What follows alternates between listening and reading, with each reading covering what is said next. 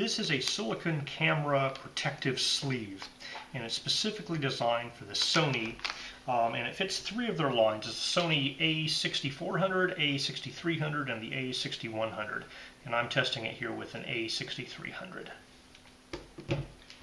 So I was sent this case to review for free.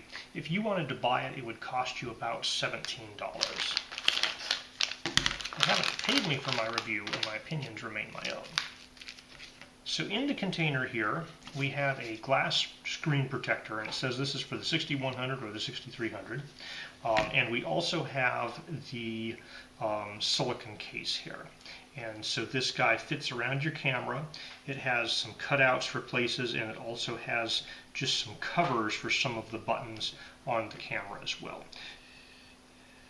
If I can fit this over my lens as I put it on.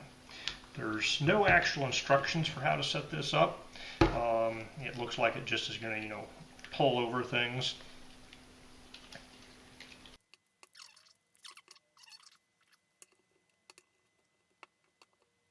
So I'm having to do a little bit of work to get these triangular strap attachment points through it.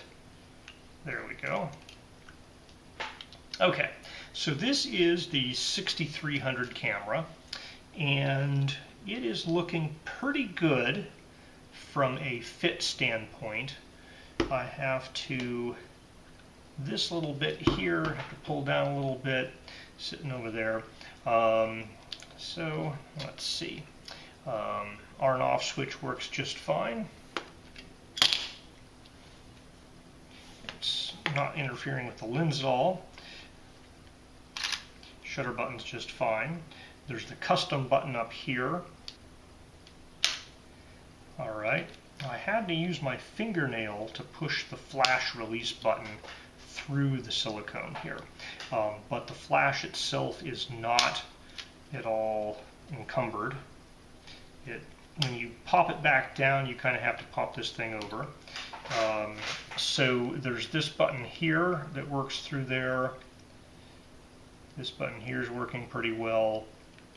That button works fine. This button works fine. I'm able to access left, right, up, down on the dial. Spinning the dial is certainly possible. It's not as easy as before. I have to kind of push, instead of just kind of laying your thumb on it, you have to kind of push the tip of your thumb in. So there's a little bit of a rise here. The battery compartment doesn't open completely fully. It's certainly enough to get the battery out, but it's held just slightly closed more than usual.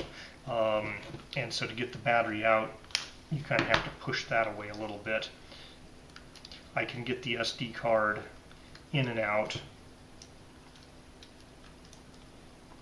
Closing the door is very easy. There's nothing on this side that stops it.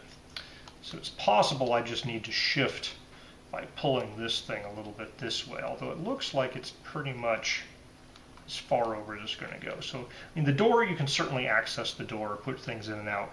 It makes it just a little bit harder because the door doesn't stay all the way 90 degrees up. I don't get into this side here too frequently, but it does open properly and close without any real difficulty. All right, so grip-wise, there's some kind of texture right here. The camera feels just slightly bigger. I mean, it's really not going to be noticeable. I think you get used to that very quickly. I'm not certain if this silicone is adding any real gripability to the camera. It's certainly not hurting, but I don't think it's any easier to hold the camera with or without the silicone. There is a little thumb pad here with some texture, and then some texture up here. So it certainly doesn't make it any more difficult to hold the camera. I think the key thing here is protection for your camera body. So all of the buttons and switches are still accessible. The flash button here, just pushing with the flat of your finger doesn't access it. But then again, doing the same thing without this guy in place doesn't access it. You really do need to put a fingernail in to pop that up. So it's not really inhibiting the flash function. The other buttons do work just by tapping these spots here. So if you're used to the buttons, there is a little bit of texture there. It has the same iconography that you have wrapped around here, you know, embedded on here. It's not as easy to see because it's white on white instead of silver on black, but you can see, you know, it says display or ISO, and you know, those markings are carried over onto the silicone. All right, so there's a access to your tripod mount here. It does add just a little bit of thickness. As long as your tripod screw isn't exceptionally short, that won't be an issue. It's not super thick. So the first quick release plate I grabbed and screwed on there worked just fine. This screw had, you know, plenty of length to get in there. I had to tighten it down a bit because initially when it was just loose, this guy would flex a little bit because the silicone is flexible. So I had to tighten it down enough so that there was enough pressure between both sides of the silicone so that, you know, this guy isn't flexing much with respect to the camera body. So all in all, this guy fits pretty well. It has a cutout for the infrared sensor there and this little light sensor there. It looks like all of the buttons. Let me try the recording button here. Yep, I can hit the recording and the recording starts just fine. So yeah, all the buttons are pretty easy to access through the silicone case. It's certainly thick enough to prevent scratches on your case. I don't know if it's thick enough to really, really protect the camera in a fall. You know, obviously it's not covering the lens at all. They include the screen protector glass here, but you know, the silicone's not really protecting the glass back here. So it's, you know, it's not a full like camera cage or camera case, but it definitely adds a little bit of protection to the body of the camera. From a functionality standpoint, your really important buttons are still all accessible without anything in the way, and even these little custom buttons and, you know, the function button and the various buttons here, they work pretty well. There's a nib in the bottom of the case that kind of matches up with the button and pushes it in when you push on that. So it might take a little getting used to, but I think all of the features of the camera are still going to be very accessible there. So all in all, it fits very nicely. This is the A6300 camera, and so I have no hesitations about recommending this if you want a silicone case for your camera. You know, it's not going to protect your camera for really horrible falls or anything, but it definitely will protect it from scratches and little tiny dents. So it's pretty easy to pull the screen out and maneuver it around. You know, the case doesn't get in the way of that screen. All right, so this color is white. They also have a reddish rose color, a pink color, and a black color. I think I would probably prefer the black to the white. On the other hand, this makes it a lot easier to see your camera at night.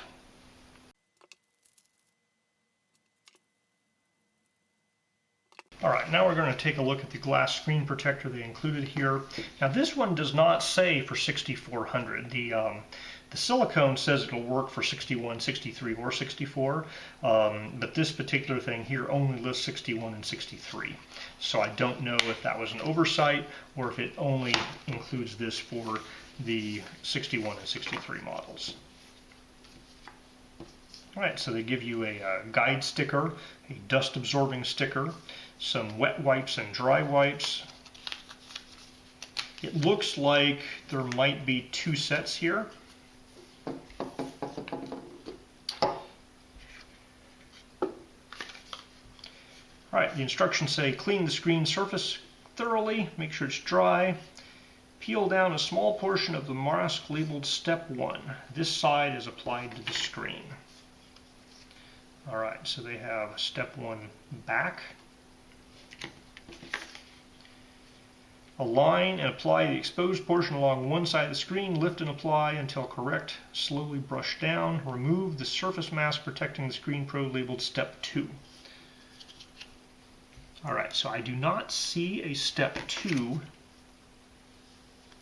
on either of these. These are pretty hard. You know, so this is not just a little thin piece of material here. It's a pretty hard piece of material. It feels like plastic, but it's still pretty hefty. Shape size wise, it does look to be a very good match for the back of the camera screen there.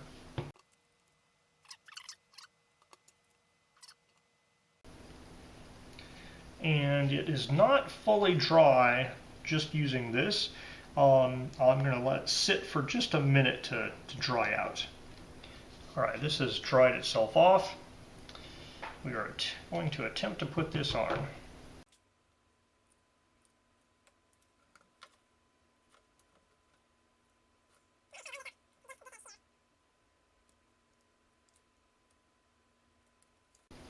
It doesn't seem to want to stick that way. Let's see if I can get this thing a little flatter.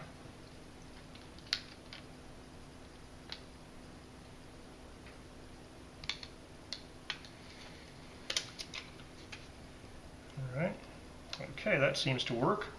And a film kind of went across the whole thing. I'm going to use a card to run out this corner here.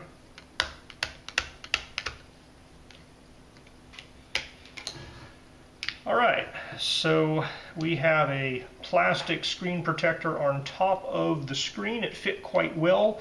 There's, just a little bit, I have it closer to this side than that side, but all of the actual surface of the screen that lights up is fully covered there. So you can see here, it's all, fully covered and protected.